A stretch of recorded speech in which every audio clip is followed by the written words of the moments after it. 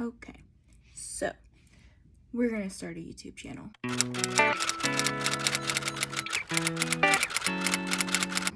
First video, what we're gonna do is we're gonna record a little library book haul.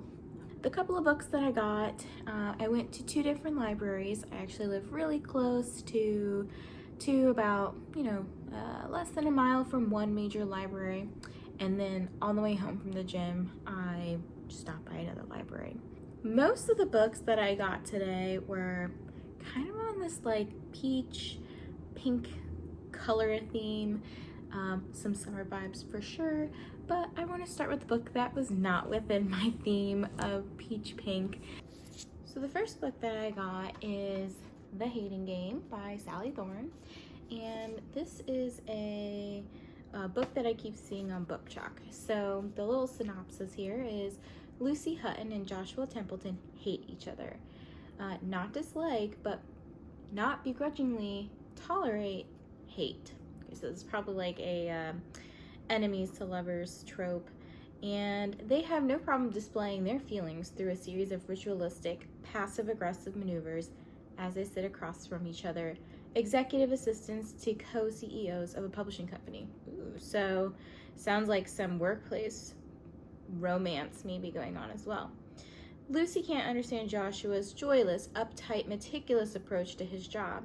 Joshua is clearly baffled by Lucy's overly bright clothes, quirkiness, and Pollyanna attitude.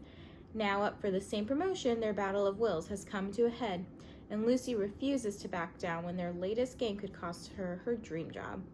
But the tension between Lucy and Josh has also reached its boiling point, and Lucy is discovering that maybe she doesn't hate Joshua, and maybe he doesn't hate her either.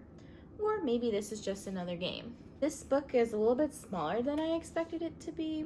I wonder if it's maybe just one of those kind of like mass market paperback kind of books. This one's only like a little less than 400 pages.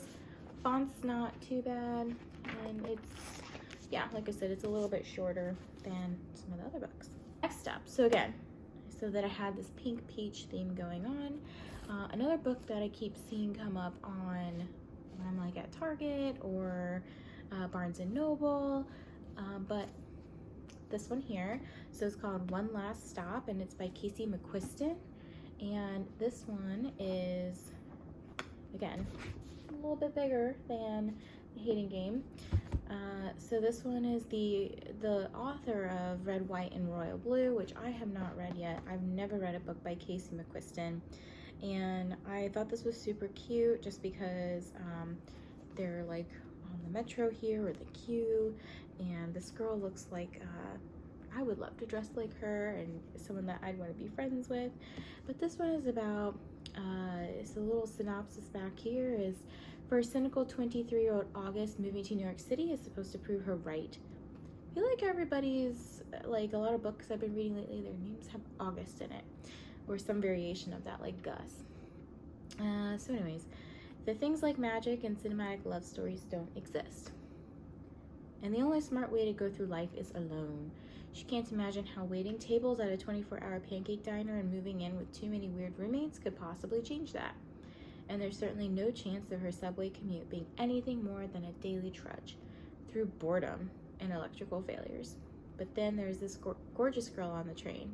Oh, so August is the guy. I thought it was saying that August was the girl. Wait a minute.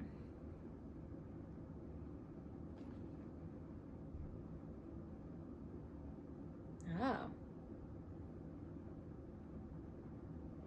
Is it both girls? Okay. But then there's this gorgeous girl on the train, Jane. Dazzling, charming, mysterious, impossible Jane. Jane with her rough edges and swoopy hair and soft smile, showing up in a leather jacket to save August's moving when she needs it most. August's subway crush becomes the best part of her day. But pretty soon she discovers there's one more big problem. Jane doesn't just look like an old school punk rocker. She's literally displaced in time from the 1970s. And August is going to have to use everything she tried to leave her own past to help Jane. Maybe it's time to start believing in some things after all. Is this like a LGBTQ read? it sounds like it, because it says that this is a magical, sexy, big-hearted romance.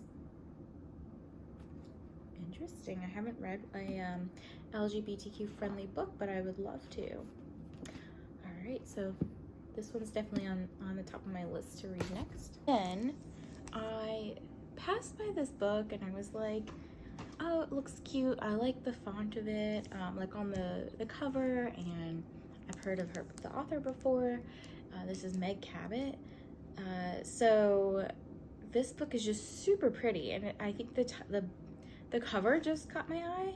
So it's called No Words by Meg Cabot, and this one is about a children's novelist, Jo Wright, who I guess doesn't expect her nemesis, Will Price, to be living on this island. And Jo was given an offer that she can't refuse, an all expenses paid trip to speak and sign at the island's first ever book festival. So this sounds like it's going to be a enemies to lovers kind of thing, with two bookish people. The cover actually kind of reminds me of is it Book Lovers?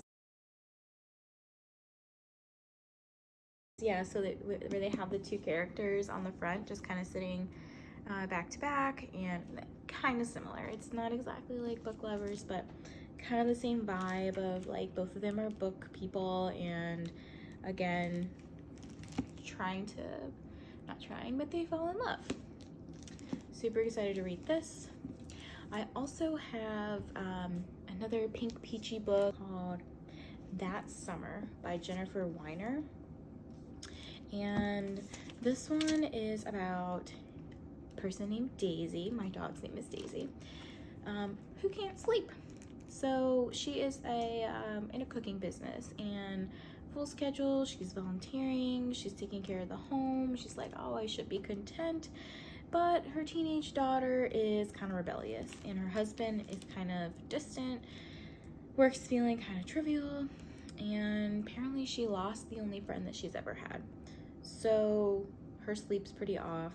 So she starts receiving some emails from somebody that they're like kind of coming to her by accident from, they're meant for a woman named Diana Starling, whose address is, her address is one punctuation mark off. She imagines, so Daisy, the main character, imagines living this more glamorous lifestyle miles away from where she lives. She is, you know, carpooling and working and all this stuff. Meanwhile, Diana's traveling the world and making plans to reorganize corporation, and then they get close. So this sounds like kind of like two strangers, not necessarily a romance kind of book, but two strangers that meet up, become really good friends that summer. So this one is a little over 400 pages, but looks like it'll be a fairly quick read for me. Last book that I got from the library is by Helen Huang. I'm not sure if I'm saying that right. Even though I am part Asian, I feel like I don't know how to say a lot of Asian names. But anyways, this one is The Heart Principle. And again, on my peach pink theme.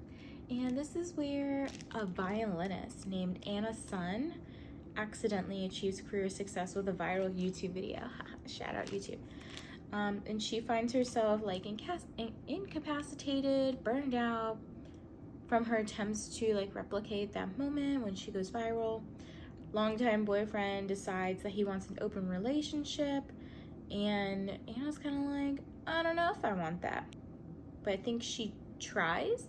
Sounds like she's going on a string of one-night stands, trying to figure out herself. She's like, the more acceptable the men, the better. Sorry, the more unacceptable the men, the better. And then, so I guess this tattooed motorcycle riding Quan Deep comes in, and their first attempt at a one-night stand fails. So does their second and their third. And because being with Quan is more than sex, he accepts Anna on a unconditional level that she herself has just begun to understand. So it sounds kind of like a coming of age love story kind of thing. Kind of reminds me of like being in my 20s and stuff, just trying to figure out life after being with somebody for a really long time. This seems like a super quick book, only 300-ish pages, 330-ish pages, and the font's like, you know, it's decent. Seems like it'll be a cute book. I'm excited to read all of these. Hate that there's this library plastic on them, but I understand they're just trying to keep their books safe. They probably wipe them down after people get them, but really, really excited to read all of these books.